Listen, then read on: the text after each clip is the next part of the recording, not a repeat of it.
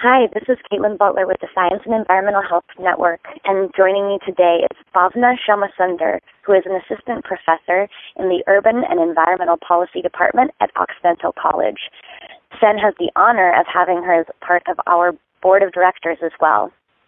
At Occidental, she teaches and conducts research on environmental health and justice with a focus on the disparate and cumulative burdens faced by communities of color and the poor. Her work also examines how social movements leverage science in campaigns for justice. She received her doctorate at the University of California, Berkeley, in the Department of Environmental Science, Policy, and Management. Previously, Bhavna developed and ran the environmental health program at Urban Habitat, which is a Bay Area environmental justice organization. She also conducted research on the internal documents of the tobacco industry at the Institute for Health Policy Studies at UC San Francisco. Her current projects include contestations among scientific experts over chemical biomonitoring and health implications of oil drilling in Los Angeles. Her most recent piece on this work appears in the Journal of Environmental Studies and Sciences and is titled Scientific Contestations Over Toxic Trespass, Health and Regulatory Implications of Chemical Biomonitoring. Bhavna, thank you so much for sharing your time with us today. I was wondering if you could describe some of the concepts that you're dealing with in this paper. What is biomonitoring and toxic trespass, and why should we know about these terms? So biomonitoring is the technology that allows us to measure the chemicals in our blood, urine, breast milk, or other tissues in our body. And it is, it has been around for a long time, probably since the late 1800s, but only recently has it become cheaper. So social movements, nonprofit organizations, and environmental health and justice organizations have been using it to monitor the bodies of community members, of famous people, and publicizing that data in ways that are popular outside of the peer-reviewed press, out of journal articles. And so in our article, I wrote this article with Rachel Morello-Frosch, who's a professor at UC Berkeley, and we look at chemical biomonitoring and the way it's proliferated and the contestations that we see among scientific experts over the meaning and interpretation of biomonitoring data. So biomonitoring has become a much more common method of exposure assessment over the last decade, and this has led to lots of disagreement among scientific experts as to how to interpret the levels of chemicals we see in people. And toxic trespass is a language that advocacy organizations use to talk about the involuntary exposures that lead to this body burden that people have. And, it's not something we choose. It's an involuntary exposure, so they've coined it trespass. And we examine these contestations in this article. Looking back, we can often trace a thread that brings us to where we are in our work today. What is that thread for you and your work with toxins and with this particular piece? So this work is my dissertation research, and I conducted interviews with experts from industry, advocacy organizations, government, and academia over their interpretations of biomonitoring. And, it's a really interdisciplinary group of scientists that work on biomonitoring today. And so, folks like exposure assessors or chemists or toxicologists. And so let's say this research project is looking kind of at the realm of experts who talk about biomonitoring data. But I come to this work as an academic today through my longer-term work in environmental health and justice organizations. So as an undergrad, I studied biology and ethnic studies, and the sciences are often really intellectually separated from questions of society or social justice. And I always struggled with this distinction that, is made in the academy and even in people's minds. And so I would be studying natural resources or soil science or toxicology while organizing on issues of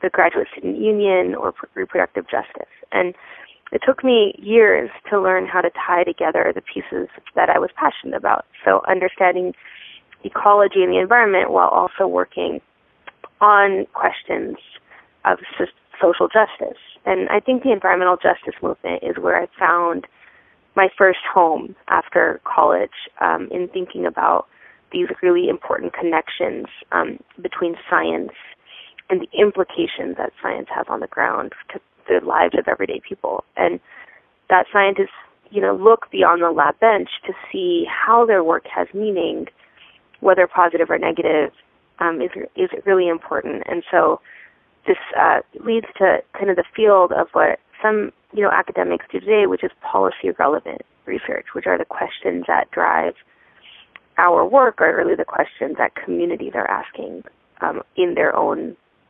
neighborhoods, or faced with issues that they struggle to deal with that sometimes need to be informed by science.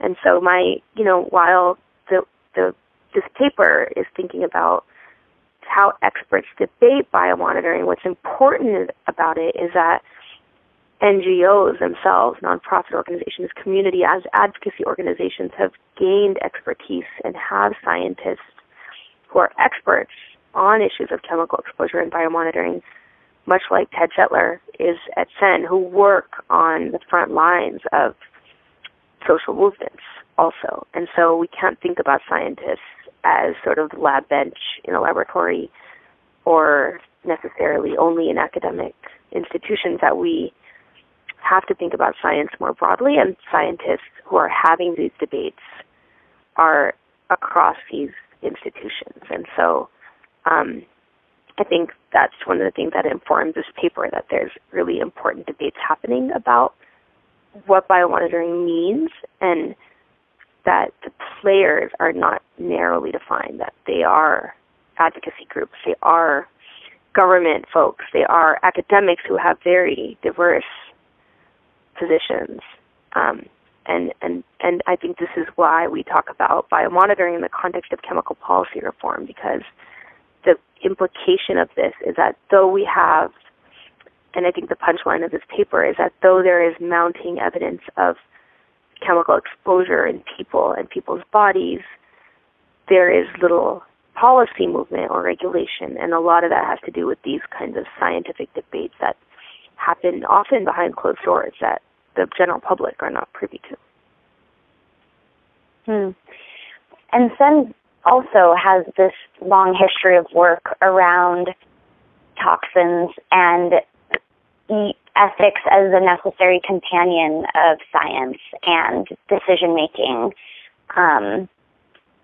It elevates and explores these links between ecosystem health and community and individual health, and works at the boundaries, pushing at the edges of these questions and these policy and governance questions. How has SEHN influenced your own work along these lines? So I see SEHN as a really crucial institution and organization in the environmental health movement. And I began working with SEHN when I was program director at Urban Habitat, which is an environmental justice organization in Oakland. And Urban Habitat for many years published a journal called Race, Poverty, and the Environment. And I was working with that journal to develop a journal issue on community-based science. And during that time, I wrote an article on the precautionary principle and environmental justice and what the links were. And I interviewed Kaitlin for this piece. And that's really was my first interaction with Kaitlin. I knew about her work. I knew about SEHN's work on the precautionary principle, and really kind of on the front lines of thinking about how to implement the precautionary principle, not just as a concept, but into policy, so it had real traction and made a real difference in the ways in which governments or corporations actually did their business. And so during this time, I also worked with a group of advocates that were pushing the city and county of San Francisco to implement the precautionary principle in its purchasing decisions. So you can imagine if a county or a city as big as, as populous as San Francisco thinks about precaution as it's purchasing all of its supplies or cleaning equipment, what that might mean. And, looking back, I think there are certain things that we might change. We might not think it has had as much kind of change making as we would have liked to see. However, I think, Carolyn served as a resource to our coalition in the Bay Area, and it helped us actually move that work forward and implement it to the level it was at the time, and was really one of the first kind of ways in which a city government thought about implementing the precautionary principle. And, SEHN did a lot of the thinking behind that process, contributed a lot of thinking to that coalition behind that process. And so that was my first introduction to SEHN. And then a year later, they invited me to be on the board, and that was really exciting because I felt like it was a really nice connection between, the work I was doing on environmental justice and the sort of work that SEHN contributes to law and policy and science, sort of to the movement in general. I felt like it was a really good, a nice fit, and has been a great experience for me, and really exciting to be with the folks, who at SEHN, who are always kind of pushing on these ideas. So much of your work deals with issues that are both rooted in time and place and also unbounded in time and place. So things like pollutants and chemical toxins can be produced in a certain area, but then travel great distances and even stay in the environment for really long periods of time. So real places, real people, maybe far away geographically or in time, are also impacted. How has your relationship with SEHN over the years impacted how you think about that characteristic of your work? So I think that SEHN's ability to connect with people all over the world in many ways, and certainly all over our country, has, and I think the willingness to think really big about what change could look like, that we can really, imagine another world. And I think that sort of that hopefulness and that ability to imagine how science can and the law can lead to, real change. So thinking big, but then thinking about how to apply that, is the beauty of SEHN's work. And I have my own family's history is that I grew up in a family where my mother would take us to Bangalore in India every other year. So in every other summer, I would spend in my great-grandmother's house in Bangalore. And for those people listening who know Bangalore, it's now seen as the Silicon Valley of India, and a place that has, was used to be called a garden city, and now is home to some incredible urban sprawl, and much of the Silicon Valley, sort of the technology industry, sort of the internationalization of, our, globalized, the internationalization and globalization of our world. But if you go into communities in India, in Bangalore, you'll see in some of the back alleyways, a lot of our, the things that we use and produce in the U.S. are being dismantled and taken apart in the neighborhoods there. So these are things like our laptop computers, our circuit boards, and people sit and they pour toxic chemicals on the circuits to extract the gold, and that gold is then taken and sold elsewhere. And so, the ways in which what we produce in the first place is so meaningful, not just to the producer, but then to the end-of-life dismantler, is something that I think about SEHN's work a lot in just those kinds of daily if I see that on the street, what the kind of work that SEHN is trying to do around toxins is to think about the whole cycle of a chemical's life, so the cradle-to-cradle issues, and and the science, the implications, the health implications of that. So how children are affected, how our reproductive health is affected, the long-term illnesses like breast cancer, how the environmental health has a lot to do with our physical and well-being and our community well-being. And so, I tell that story only to say that, I think communities transform because of the ways in which we make decisions about the products we use and the ways in which we make them and the chemicals that go into those products. And, the real lives of everyday people are impacted. And I think SEHN did a really nice job of working on scientific and legal questions that have important implications for every, at the individual and community level. And kind of going off of this idea of implications and circling back to this recent publication of yours, which is really fantastic, by the way, and with this idea of exposure, I kind of want to circle back to your work with biomonitoring and how this informs the current chemicals policy debate. You had started talking about it a little earlier, but maybe we can return to that and revisit, what is needed in this reform and what sort of exposures are we talking about? So I think that any time you hear about chemical policy reform, you often, I think that in that sort of larger umbrella, there's fewer discussions of, there perhaps maybe fewer discussions of the chemicals that we are discussing. So, but there are, 80,000 chemicals is the most recent number. It might be more than that, that are on the market.